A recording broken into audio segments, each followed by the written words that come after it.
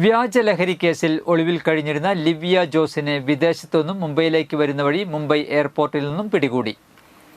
ചാലക്കുടി പോട്ട സ്വദേശി beauty parlour സംരംഭകയായ Sheela സണ്ണിയെ ലഹരി കേസിൽ കുടുക്കിയ കേസിലെ പ്രതിയായ കാലടി മറ്റൂർ സ്വദേശി വരയിലാൻ വീട്ടിൽ 23 വയസ്സുള്ള ലിവിയയെയാണ് പ്രത്യേക അന്വേഷണ സംഘം പോലീസ് പിടികൂടിയത്.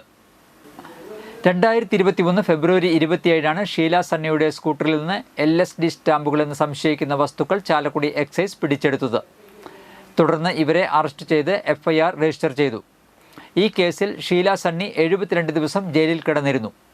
എന്നാൽ രാസപരിശോധനയിൽ മയക്കുമരുന്നിൻ്റെ സാന്നിധ്യം കണ്ടെത്താനായില്ല. തുടർന്ന് ഷീല സണ്ണിയെ പ്രതിസ്ഥാനത്തു നിന്നും ഒഴിവാക്കുകയായിരുന്നു.